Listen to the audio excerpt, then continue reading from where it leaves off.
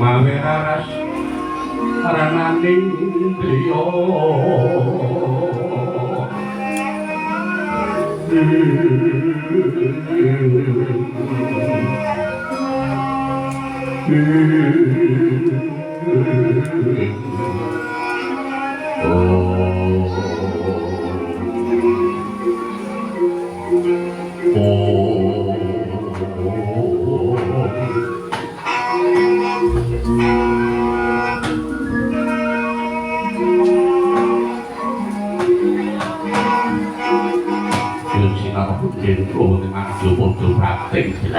Bibi rawuh paduka kemareng ingkang putra ngaturaken sumong kemeng pangabekti kunjuk wonten ngarsa paduka Kanjeng Bibi Kuti.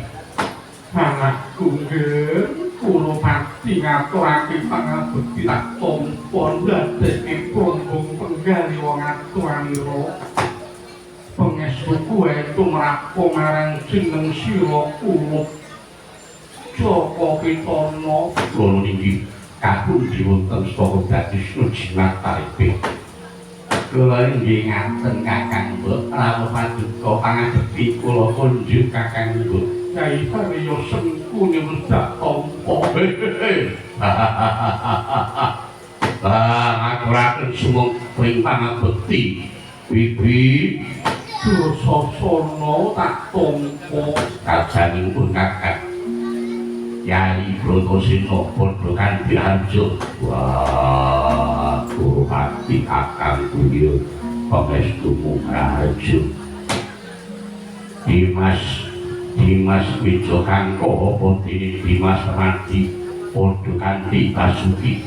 Inggih pangabekti kula kunjuk Mas pangabekti kula kunjuk Mas yo tak timpa tiba padha-padha. Kurupati wonten jauh karepmu kepiye to nggih dene kaya ngene nggonmu nyuga pasugatan marang dulur-dulurmu Pandhawa.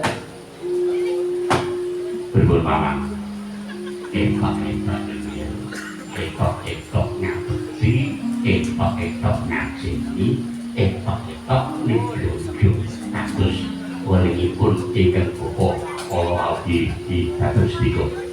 Ini Kanjeng Bibi piye nggih kawuning ana bilih kula ngrawusi yen to kamukten negari Ngastina menika sanes gadhah kula nanging sedaya menika ingkang mengku Pandhawa mila saking menika kados sampun sapresnipun menawi kadang-kadang kula Brata Pandhawa ugi ngraosaken kanikmatan tanpa beda kaliyan para kadang Kurawa.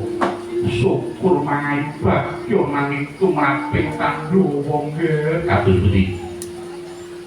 Urip kekurangan wis dudu barang lokal merga pancen anak-anak dari mengkono supaya bisa ngrasake rasane wong kang prihatin lan uga gegulan tampa brata Kurawa. Iki kula sanget pitaya dhateng Kanjeng Bibi. Wah, ning saka pangrasaku kok kaya kebangetan nggonmu nyubrata ana panganan nganti makedung-kedung kaya gunung. Ing atas nyugut Pandhawa lan Ibu Putih nanging kabeh panganan suguhake. Iya Yai Bratasena ya iki wujuding katresnan sedulur tuwa marang si Adi sakadang. Nuwun sewu nggih, kula tak nyuwun wekdal sekedhap. Nuwun sewu sedaya kemawon. Mbok nggih sampun to, sampun.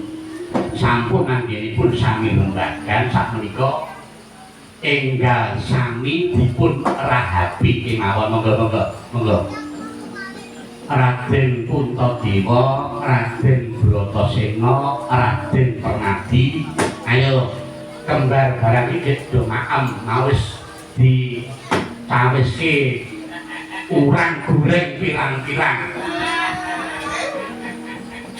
Dasare kene iki ya usaha ndok asin.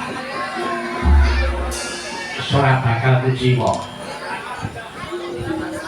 Durasana wonten jauh paman. Ketemu kana dimulangan Bratasena dicawisake. Noman. Omben sing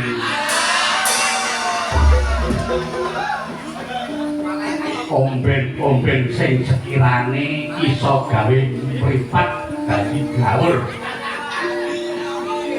Wedan galak cepatno mumpung ketemu karo Bratasena sampun menggalih watos mangke kula ingkang badhe dados brandanipun nggih cekat mangke kalih adi kula Durma Kadipikul ingkang badhe sampun pun monggo sinambi rahapi sedaya menika monggo kangge panipur monggo kaliyan mresani pasugatan kekembangan lan gojekanipun ora di dalem pengrawit lan waranggana lumantar paguyuban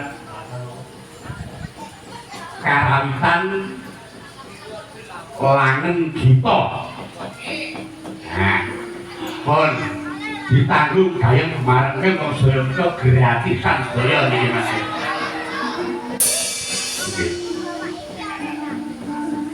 Senajan sidene pirang-pirang sesuk bayarannya cukup ndok asin. Pun nggih. Monggo sami dipun rahapi sinambi mreksani pasugatan. Sajae nyoto kabeh waliku